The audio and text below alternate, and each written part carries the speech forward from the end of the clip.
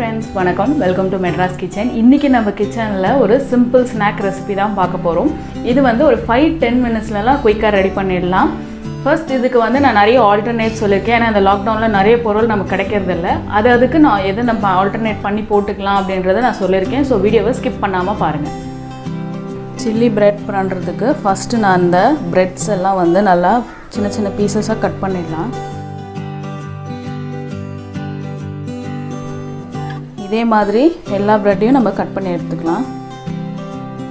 So இப்போ எல்லா பிரெட்டையும் நம்ம இந்த மாதிரி கட் பண்ணி வச்சுட்டோம். ஸோ இப்போ எப்படி பண்ணுறதுன்னு நம்ம பார்த்துடலாம். ஃபஸ்ட்டு நம்ம எண்ணெய் ஆட் பண்ணிடலாம் ஒரு கடாயில். இது வந்து ஒரு 2 டேபிள் ஸ்பூன் எண்ணெய் இருக்கும்.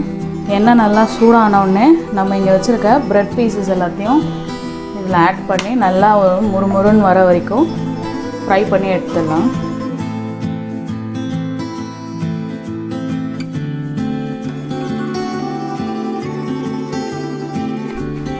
நெக்ஸ்ட் நம்ம ஒரு டீஸ்பூன் ஆயில் ஆட் பண்ணிக்கலாம். ஆயில் ஆட் பண்ணிவிட்டு நான் இங்கே சாப்டு ஜிஞ்சர் அப்புறம் சாப்டு கார்லிக் வச்சுருக்கேன்.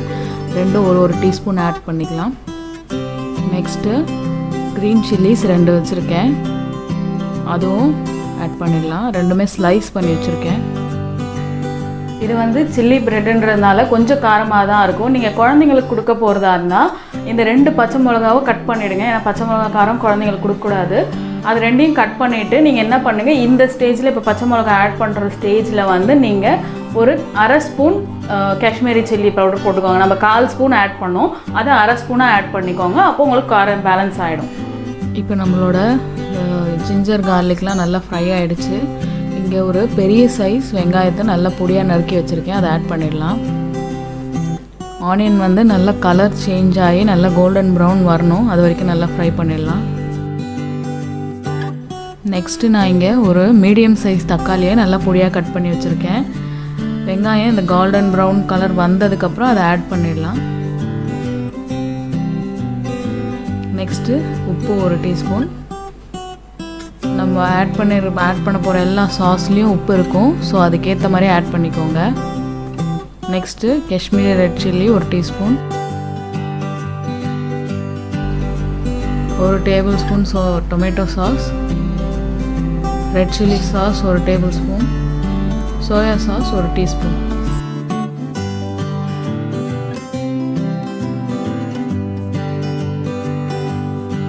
நான் இங்கே வந்து டொமேட்டோ கேட்சப் அப்புறம் சில்லி சாஸ் ஊற்றினேன். இப்போது உங்ககிட்ட அது இந்த லாக்டவுனில் கிடைக்கல அப்படின்னா தனித்தனியாக சாஸஸ் இல்லைன்னா இப்போ நம்ம பாட்டில்ஸில் வருது மேகிலே ஹாட் அண்ட் சாஸ் இல்லைனா இது ஹாட் அண்ட் சில்லி சாஸ்ன்னு 2 சாஸ் வருது. அந்த சாஸில் எதனா வச்சுருந்தீங்கன்னா அந்த சாஸில் 2 டீஸ்பூன் ஊற்றினா போதும்.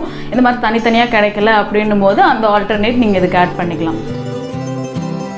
நம்ம மசாலாலாம் நல்லா மிக்ஸ் ஆகிடுச்சு. ஸோ இப்போ வந்து நான் இங்கே ரெட் கலர் யூஸ் பண்ணுறேன், டொமேட்டோ ரெட் கலர் வந்து ஆப்ஷனல் தான். அந்த ஸ்ட்ரீட் ஃபுட் சைட் கலர் வரத்துக்காக தான் ஆட் பண்ணியிருக்கேன். உங்களுக்கு வேணான்னு நீங்கள் ஸ்கிப் பண்ணிடலாம்.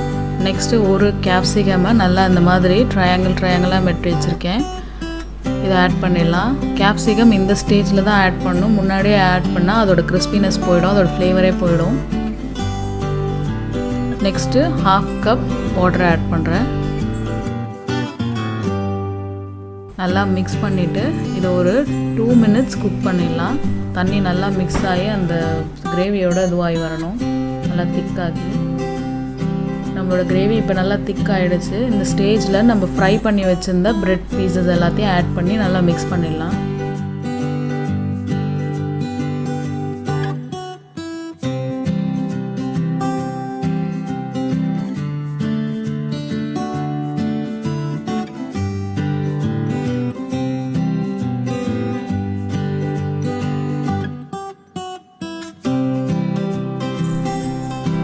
நம்மளோட சில்லி பிரெட் சூப்பராக ரெடி ஆயிடுச்சு. இப்போ இதை பவுலுக்கு மாற்றிடலாம்.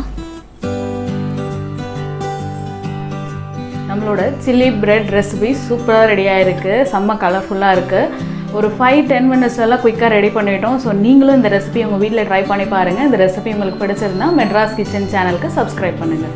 உலகின் தலை சிறந்த மருந்து உணவு.